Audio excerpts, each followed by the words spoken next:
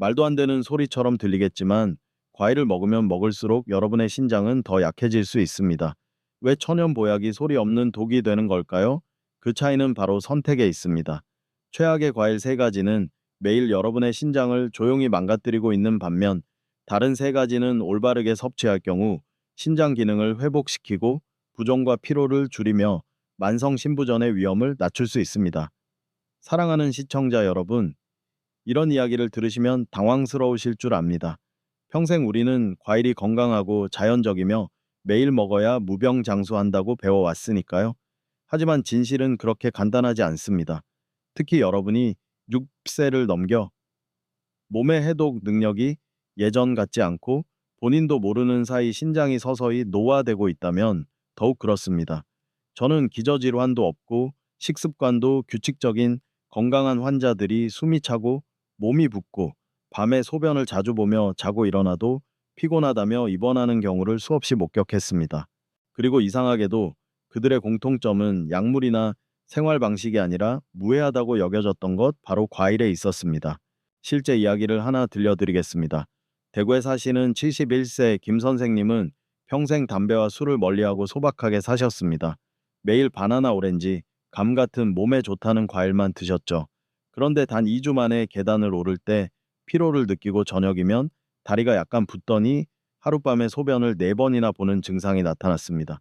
검사 결과 신장의 여과 기능이 급격히 떨어지고 혈중 칼륨 수치가 치솟았는데 그 주범이 바로 과일이었습니다. 모든 과일이 나쁜 것은 아닙니다.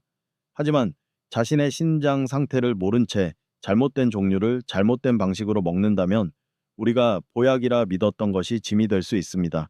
더 나아가 만성신부전 혈액투석 심지어는 고칼륨 혈증으로 인한 돌연사로 이어질 수도 있습니다. 걱정하지 마십시오. 겁을 드리려고 하는 말이 아닙니다. 저는 여러분이 다음 내용을 확실히 이해하시길 바랄 뿐입니다. 신장이 약해진 노년층에게는 매우 익숙하지만 치명적인 과일 세 가지가 있습니다. 반대로 올바르게 섭취하면 신장 회복을 돕고 부종을 줄이며 피로를 덜고 혈압을 안정시키는 과일 세 가지도 있습니다. 무엇보다 60세 이상이라면 누구나 기억해야 할 건강을 해치지 않기 위한 과일 섭취 5가지 원칙을 알려드리겠습니다.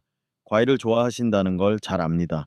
하지만 이 영상을 보시고 나면 어떤 과일을 골라야 할지, 언제 어떻게 먹어야 할지 알게 되어 돈 한 푼 들이지 않고도 자연스럽게 신장을 보호하실 수 있게 될 겁니다. 시작하기 전에 구독 버튼과 좋아요를 눌러주시는 것을 잊지 마세요. 이는 제가 값비싼 약 없이도 무병장수할 수 있는 더 많은 비결을 공유하는 데 큰 힘이 됩니다. 그리고 지금 어디서 이 영상을 보고 계신지 댓글을 남겨주시거나 건강에 관심이 많으시다면 숫자 2를 남겨주세요. 여러분의 건강 여정이 어디서 시작되는지 정말 궁금합니다. 자, 이제 가장 중요한 부분으로 들어가 건강해 보이는 척하며 여러분의 신장을 갉아먹고 수명을 단축시키는 과일 세 가지의 실체를 낱낱이 파헤쳐 보겠습니다. 첫 번째는 바로 감입니다. 달콤하고 부드럽지만 여러분의 생각보다 훨씬 소화하기 힘든 녀석입니다. 감에는 특수한 성분이 들어있는데 위장이 약한 노년층이 섭취할 경우 위산과 만나 돌처럼 딱딱하게 뭉치기 쉽습니다. 의학 용어로는 이를 위석 배소알, 즉 식품성 결석이라 부릅니다. 노인은 위산 분비가 줄어들어 감을 제대로 분해하지 못해 위장 내에 단단한 덩어리가 형성되고 이로 인해 메스꺼운 복부, 팽만, 장폐색, 심지어 소화기 출혈까지 발생할 수 있습니다. 서울 근교에 사시는 72세의 손 할머니의 사례가 아직도 생생합니다. 그날 저녁 할머니는 입가심으로 시원하게 과일을 먹자며 식후에 잘 익은 감 3개를 드셨습니다. 6시간 후 할머니는 극심한 복통과 메스꺼움 노란 위액을 토하며 응급실로 실려 오셨습니다. 내시경 결과 위장 안에 달걀만한 위석이 생겨 유문 위장 출구를 막고 있었습니다. 그거 아십니까? 의사는 마치 막힌 하수구에서 돌을 꺼내듯 내시경으로 조각조각 부수어 꺼내야 했습니다. 다행히 일찍 발견했지 몇 시간만 늦었어도 수술을 해야 했을 겁니다. 다음은 노인분들이라면 누구나 좋아하는 과일 바나나입니다. 하지만 안타깝게도 신장 기능이 떨어진 분들에게 이것은 칼륨 폭탄과 다름없습니다. 중간 크기 바나나 한 개에는 약 400mg의 칼륨이 들어 있습니다. 신장이 건강한 젊은 사람이라면 이 칼륨이 정상적으로 배출되지만 60세 이후에는 신장 활동이 느려지고 여과 기능이 약해져 칼륨이 혈액 속에 남게 됩니다. 칼륨이 과도하게 쌓이면 부정맥을 유발하고 심할 경우 심장마비로 이어질 수 있습니다.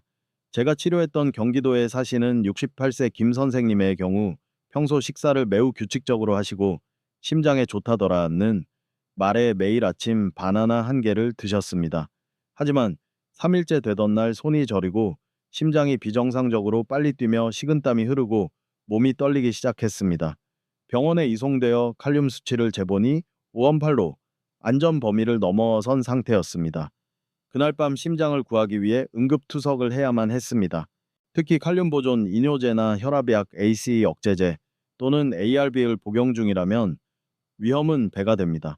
바나나 한 개만 먹어도 칼륨 수치가 급격히 올라 발작이나 의식 소실로 이어지는 환자분들도 있습니다. 정말 위험합니다. 세 번째는 비타민C가 풍부해 건강하다고 생각되지만 실제로는 신장에 삼중 부담을 주는 오렌지와 키위입니다. 이 두 과일은 당분도 많고 칼륨도 많으며 산성도 강합니다. 당분은 혈당을 급격히 올리고 칼륨은 혈액 여과 압력을 높이며 산 성분은 신장 내 미세 혈관을 손상시킵니다. 이 세 가지 요소가 동시에 공격하면 이미 약해진 신장은 과부하가 걸려 더 빨리 망가지게 됩니다. 대표적인 예로 매일 아침 키위 주스를 마시면 피부와 소화에 좋다고 믿었던 70세 윤미자님이 있습니다. 매일 한 잔씩 마신 지 일주일 만에 다리가 붓기 시작하고 걸을 때 숨이 차기 시작했습니다. 검사 결과 칼륨 수치가 높아지고 역과 기능이 눈에 띄게 감소했습니다. 결국 즉시 중단하고 지시에 따라 사과와 배로 바꾸셔야 했습니다. 보시다시피 우리가 건강에 좋다고 생각하는 것들이 때로는 보이지 않는 해로움의 원인이 되기도 합니다. 감, 바나나, 오렌지 같은 과일이 약이 될지 독이 될지는 전적으로 여러분의 신장이 얼마나 건강한가에 달려 있습니다. 하지만 좋은 소식이 있습니다. 신장도 회복 능력이 있다는 것입니다. 올바른 종류를 적당한 양으로 제때 먹는다면 해가 되지 않을 뿐만 아니라 오히려 신장의 짐을 덜어주고 혈액을 더 잘 거르게 하며 부종을 줄이고 숙면을 돕는 과일들이 있습니다. 이것이 바로 제가 다음으로 공유하고 싶은 내용입니다. 건강기능식품 이야기가 아닙니다. 비싼 보약 이야기도 아닙니다. 아주 익숙하고 구하기 쉽지만 제대로만 쓴다면 천연투석기로 불릴 만한 세 가지 과일에 대한 이야기입니다. 첫 번째는 사과입니다. 단순해 보이지만 신장을 위한 갑옷을 만들어주는 과일입니다. 사과에는 펙틴이라는 성분이 들어있는데 몸에 들어가면 수분과 결합해 부드러운 젤막을 형성하여 과도한 당분과 염분을 감싸고 천천히 흡수되게 하여 대변으로 부드럽게 배출시킵니다. 덕분에 신장이 혈액을 걸러낼 때 부담을 줄여줍니다. 또한 사과는 혈당을 급격히 올리지 않아 당뇨가 있는 분들에게도 큰 이점이 있습니다. 거품료 증상이 계속되던 65세 홍순자 환자분을 지켜본 적이 있습니다. 아침 식사 후 사과 반쪽을 드시게 한 뒤 일주일 만에 소변이 맑아지고 거품이 사라졌으며 혈압이 안정되고 수면의 질도 눈에 띄게 좋아졌습니다. 두 번째는 배입니다. 수분이 많고 달콤하며 시원한 배는 우리 몸의 천연 독소 흡입기라 할 수 있습니다. 배는 수분이 풍부할 뿐만 아니라 루털린이라는 성분이 함유되어 있어 혈관 염증, 특히 신장 주변의 미세 혈관 염증을 진정시키는 데 도움을 줍니다. 게다가 배의 식이섬유는 독소 나트륨, 그리고 배출하기 힘든 노폐물을 흡착하여 장으로 내보내 신장의 일을 덜어줍니다. 특별한 점은 배 껍질에 과육보다 몇 배나 많은 항산화 물질이 들어있다는 것입니다. 깨끗이 씻어 껍질째 먹으면 해독 효과가 더욱 높습니다. 69세 신 여사님은 매일 점심에 배 반쪽을 드신 지 일주일 만에 자고 일어났을 때 다리 부종이 눈에 띄게 줄었고 피로감도 덜하다고 하셨습니다. 마지막은 블루베리 신장의 여과 장치와 연결된 미세 혈관의 수호자입니다. 블루베리는 안토시아닌이 풍부해 염증을 줄이고 모세혈관의 혈액순환을 개선하는 능력이 탁월합니다. 미국 연구에 따르면 블루베리를 꾸준히 섭취하면 신장 혈관을 파괴하는 원인 중 하나인 염증 지수 CRP를 20.8%까지 낮출 수 있다고 합니다.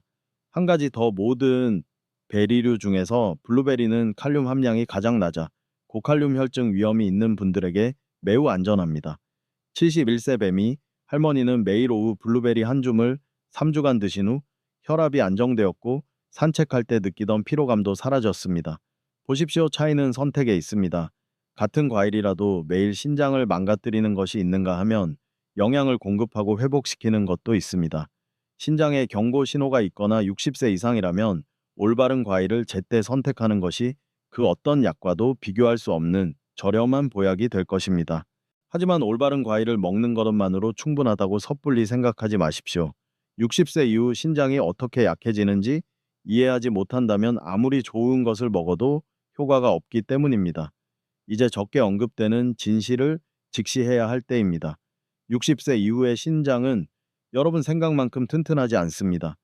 여러분, 제가 만약 두 신장이 위치한 허리 부분이 찌르듯이 아프십니까? 라고 묻는다면 대부분 고개를 저으며 별다른 느낌이 없다고 하실 겁니다. 하지만 간과하기 쉬운 사실이 있습니다.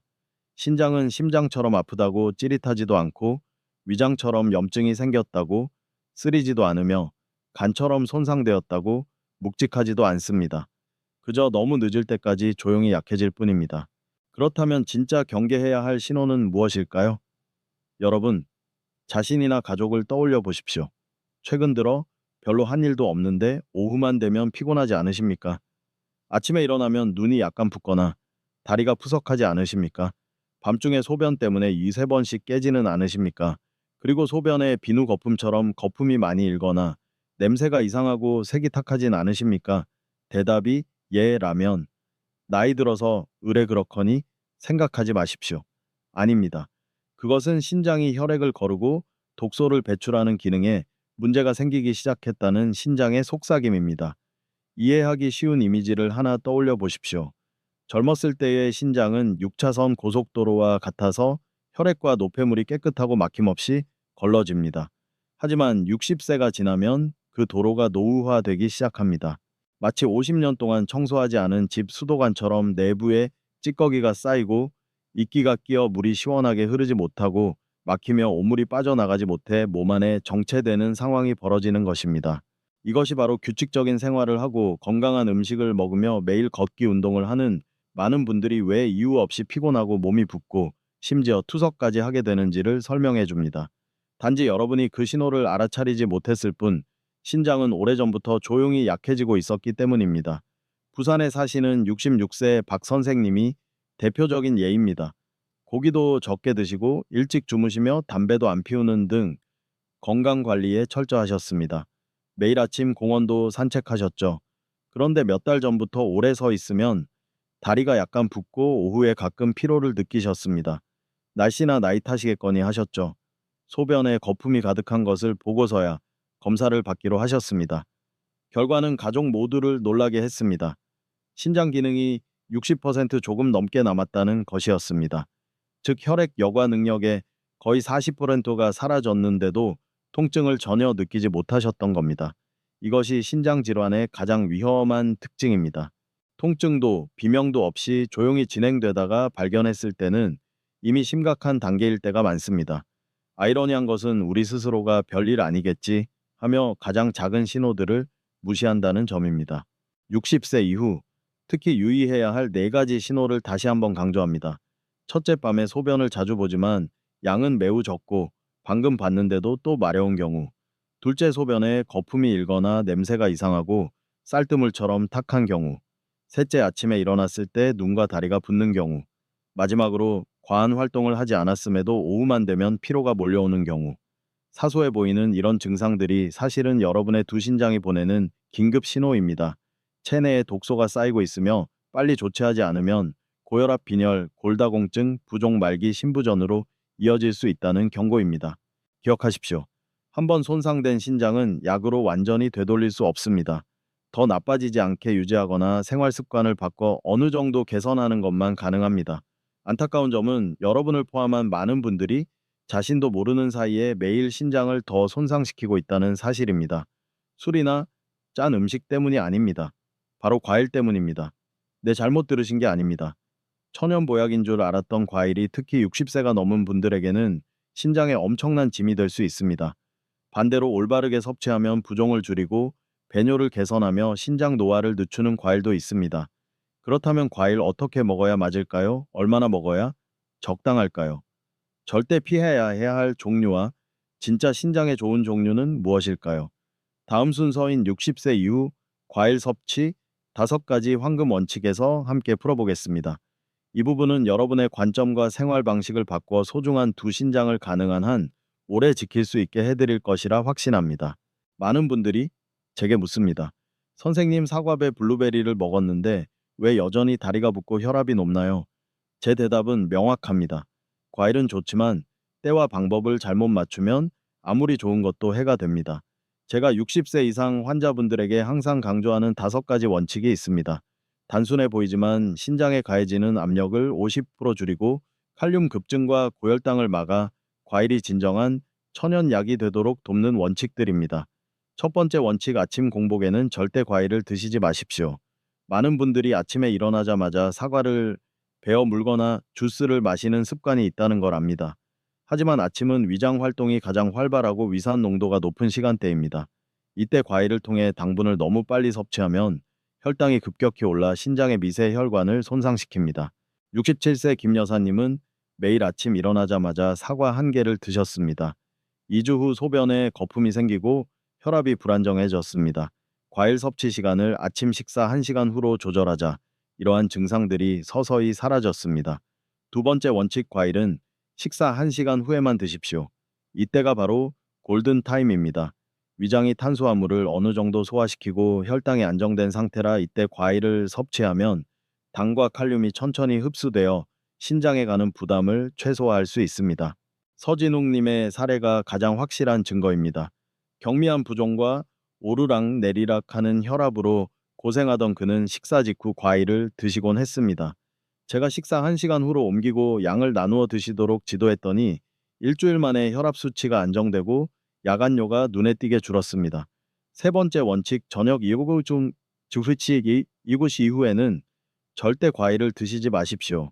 밤은 여러분이 깊은 잠을 자야 하듯 신장도 세포 회복을 위해 휴식이 필요한 시간입니다. 하지만 7시 이후에 특히 수박이나 배처럼 수분이 많은 과일을 드시면 신장은 쉬어야 할 시간에 물당 칼륨을 처리하느라 야근을 해야 합니다. 제가 지켜봤던 73세의 송영희님은 매일 밤 9시 텔레비전을 보며 과일을 드셨습니다. 그 결과 다음날 아침이면 얼굴이 붓고 숨이 무거우며 피로를 심하게 느끼셨습니다. 늦은 저녁 과일을 끊자 단 3일 만에 그런 증상이 완전히 사라졌습니다. 네 번째 원칙, 하루에 과일 200글 넘기지 마십시오. 이것이 60세 이후의 안전 한계선입니다.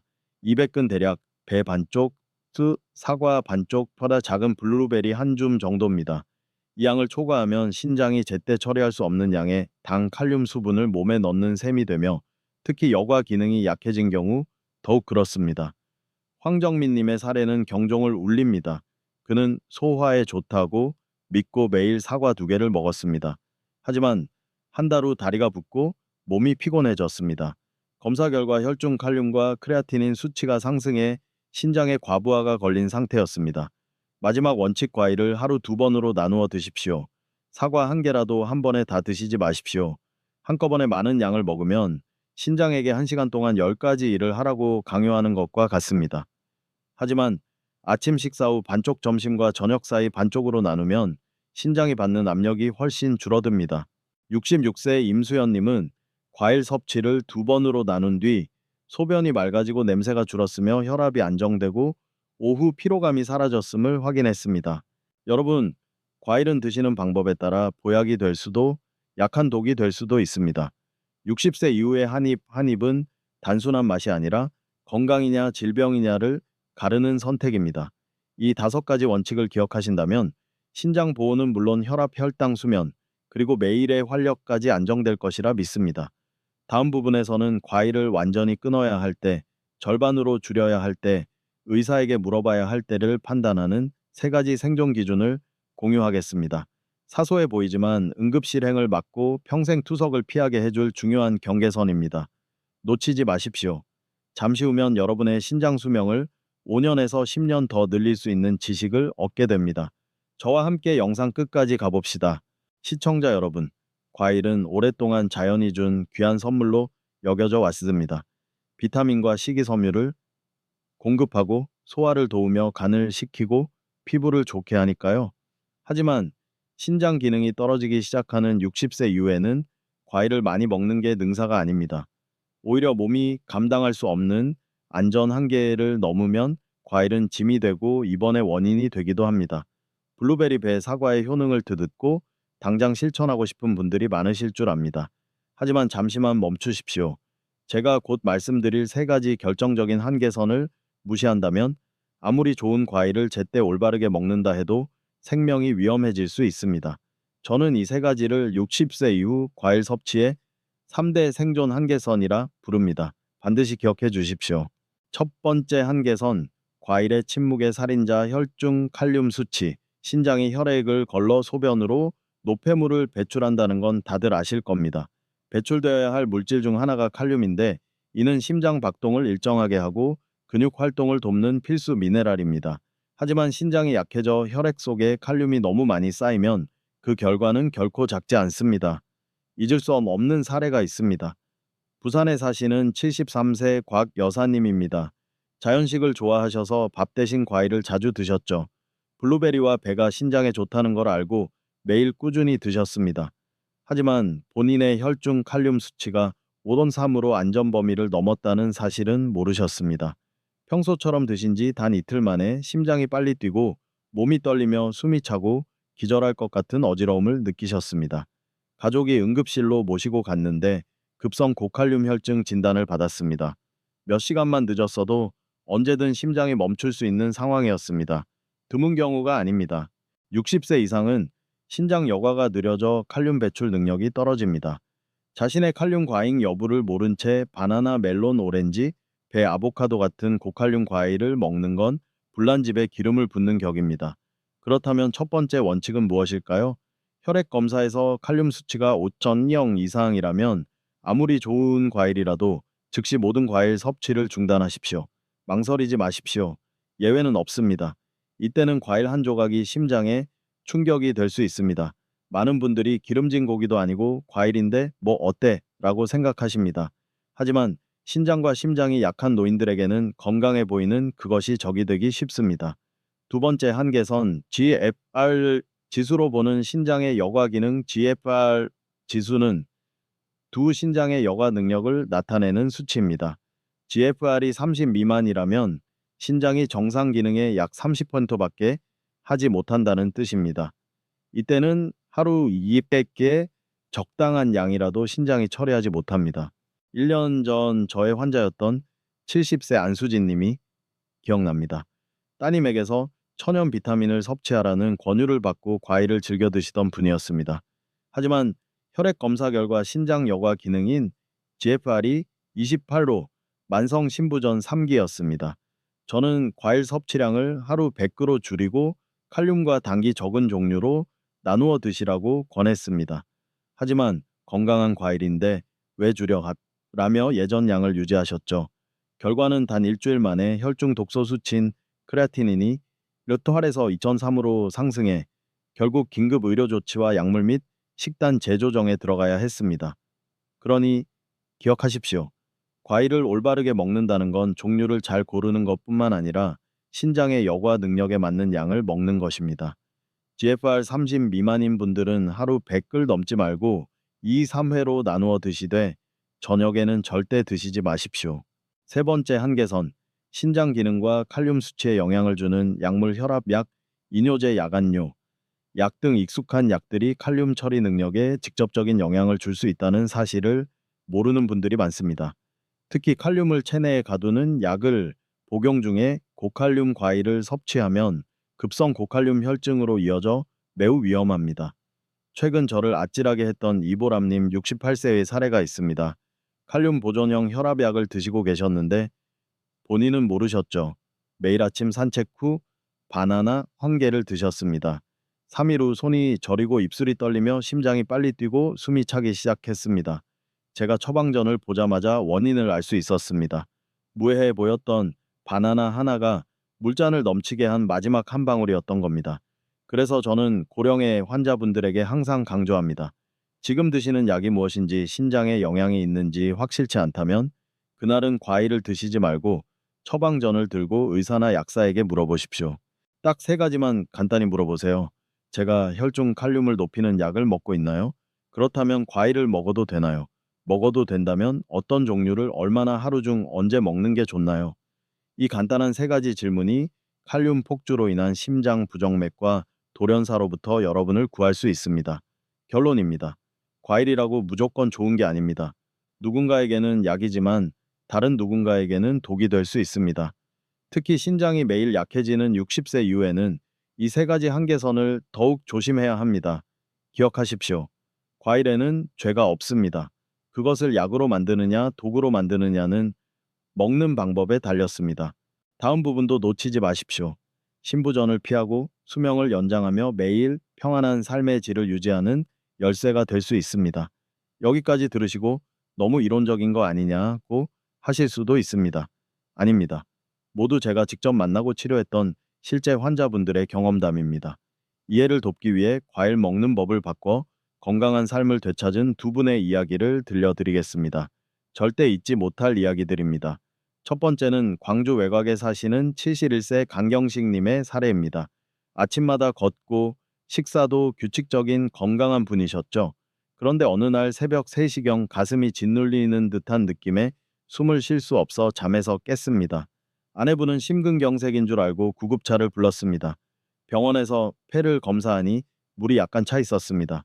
의사가 식단을 꼼꼼히 묻자 그는 저녁 식사 후에 수박을 거의 한 통 다 먹었다고 털어놓았습니다. 의사는 고개를 저으며 말했습니다. 선생님의 신장 상태에서 수박은 물이 아닙니다. 그건 짐입니다. 그날 이후 강 선생님은 결단을 내리셨습니다. 수박, 바나나, 오렌지를 끊고 아침 식사 1시간 후 배 반쪽 오후 중간에 블루베리 한 줌으로 바꾸셨습니다. 딱 일주일 만에 부기가 절반으로 줄었습니다. 한 달 후에는 걷는 게 편안해졌고 잘 때 숨도 차지 않게 되셨죠. 재진료 때 제가 이제 콩밭에 나가 일하셔도 되겠네요. 라고 하자 그는 눈물을 훔치며 오고 웃으셨습니다. 다시는 그날 밤 같은 일을 겪고 싶지 않습니다. 이젠 괜찮습니다. 두 번째는 귀여운 손주 둘을 둔 68세 한정화 할머니의 이야기입니다. 어느 날 2살 배기 손자를 안고 있다가 갑자기 어지러워 쓰러질 뻔하셨습니다. 그날 밤 할머니는 내가 쓰러지면 우리 손자는 어쩌나 하는 두려움에 잠을 이루지 못했습니다. 저를 찾아오셨을 때 할머니는 매일 아침 바나나 스무디를 마시고 저녁 식사 후 오렌지를 드신다고 했습니다. 제가 혈압약 드시나요? 라고 묻자 고개를 끄덕이셨습니다. 저는 칼륨을 너무 많이 드시고 계십니다. 심장이 버티질 못해요 라고 말씀드렸습니다. 그날로 바나나와 오렌지를 끊으셨습니다. 대신 아침 식후 사과 반쪽 점심과 저녁 사이 배 반쪽으로 바꾸셨습니다. 일주일 후 어지러움이 사라지고 깊은 잠을 주무시게 되었습니다. 3주 후에는 다시 손자를 안고 놀아줄 수 있게 되셨죠. 할머니는 저를 보며 말씀하셨습니다. 이제 괜찮아요. 우리 손주들 지켜줄 수 있을 만큼 오래 살 겁니다. 보십시오. 과일 섭취를 아주 조금 조절했을 뿐인데 그 단순해 보이는 변화가 응급 상황을 막고 수면과 혈압 그리고 마음의 평안까지 찾아주었습니다. 비싼 약도 엄청난 병원비도 필요 없습니다. 세 가지 생존 한계선을 명심하고 제가 알려드린 5가지 황금 원칙만 적용하신다면 여러분의 신장은 충분히 회복될 수 있습니다. 영상 마지막 부분에서는 가장 중요한 내용을 요약해드리고 오늘 당장 시작할 수 있는 방법을 안내해드리겠습니다. 간단한 댓글 하나 공유 한 번이 여러분 자신이나 모르고 고통받는 사랑하는 사람을 구할 수 있습니다. 아직 망설여지신다면 강 선생님과 한 할머니를 생각하며 스스로에게 물어보십시오. 오늘 당장 내가 바꿀 수 있는 것은 무엇인가? 여러분 여기까지 보셨다면 말뿐이 아니라 행동으로 자신의 건강을 진심으로 아끼시는 분일 것입니다. 수년간 60세 이상 환자 수백 명을 치료해온 사람으로서 진심을 담아 말씀드립니다. 약도 아니고 의사도 아닙니다. 신장을 구할 수 있는 사람은 바로 여러분, 오직 여러분뿐입니다. 우리는 긴 여정을 함께 했습니다. 이제 여러분이 기억하고 행동하며 다른 사람에게 전할 수 있도록 가장 중요한 내용을 다시 한번 짚어드리겠습니다. 우리는 무의식적으로 매일 먹지만 위험할 수 있는 과일 3가지를 파헤쳤습니다. 위석을 만들기 쉬운 감노인에게 칼륨 폭탄인 바나나, 그리고 혈당과 칼륨 신장 미세 혈관에 3중 타격을 주는 오렌지와 키위였습니다. 또한 놀라운 회복력을 가진 3가지 순한 과일도 알게 되었습니다. 미세 혈관에 가보신 사과 부드러운 해독기이자 시원한 배신장 미세순환의 수호자 블루베리입니다.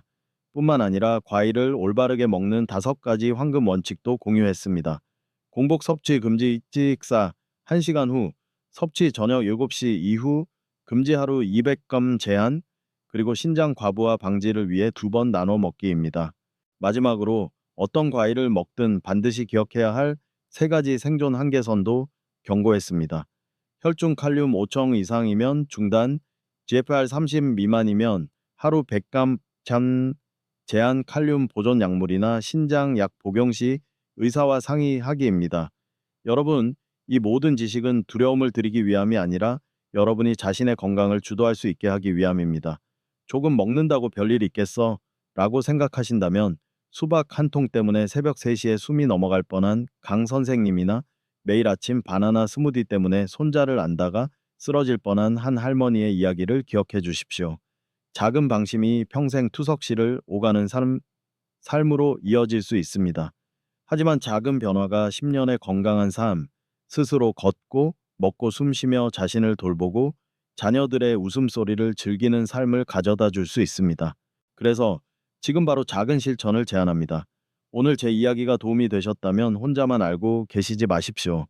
매일 아침 대화를 나누는 배우자, 형제자매, 이웃에게 이 정보가 절실할지도 모릅니다. 이 영상을 그분들과 공유해 주세요. 여러분의 작은 행동 하나가 누군가를 조용히 다가오는 돌연사의 위험에서 구할 수도 있습니다. 마치기 전에 정말 간단하지만 중요한 약속 하나를 함께 해주셨으면 합니다. 영상 아래 댓글란에 다짐 한마디를 남겨주세요. 예를 들어, 나는 신장 보호를 위해 매일 이 3가지 과일을 먹겠다라고요. 적는다는 건 저에게 알리기 위함이 아니라 여러분 스스로에게 매일 상기시키기 위함입니다. 나는 더 건강한 삶을 시작하고 있다라고요. 이해하기 쉽고 친근하며 전문 용어만 늘어놓는 것이 아니라 실생활에 바로 적용할 수 있는 조언을 계속 받고 싶으시다면 채널 구독과 또 알림 설정을 눌러주세요. 이는 저를 응원해 주시는 것일 뿐만 아니라 여러분 자신과의 약속이기도 합니다. 나는 깨어있는 삶, 주도적인 삶, 나와 가족의 건강을 위한 삶을 선택하겠다는 약속 말입니다. 시간을 되돌릴 순 없습니다. 하지만 남은 삶을 더 가볍고 든든하며 자유롭게 만들 수는 있습니다. 병상이 아닙니다. 자녀에게 의지하는 삶이 아닙니다. 오늘 긴 시간 동안 제 이야기에 귀 기울여 주시고 함께 해주셔서 감사합니다. 다음 영상에서도 병을 피하는 것을 넘어 가족과 배우자, 사랑하는 사람들과 함께하는 하루하루를 즐길 수 있는 간단하고 실질적인 건강 비결을 나누겠습니다. 마지막으로 중요한 점을 다시 한번 말씀드립니다. 오늘 공유한 모든 내용은 교육 및 공익 목적의 정보입니다. 기저질환이 있거나 특수약물을 복용 중이거나 치료 중이신 분들은 식단이나 생활 방식을 바꾸기 전에 반드시 담당 의사와 상의하시기 바랍니다. 항상 평안하고 건강하시길 바라며 다음 영상에서 뵙겠습니다.